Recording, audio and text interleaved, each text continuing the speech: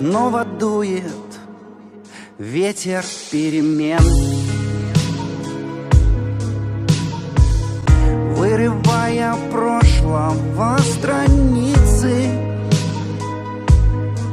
Вот и я, подобно легкой птице, покидаю свой вчерашний плен.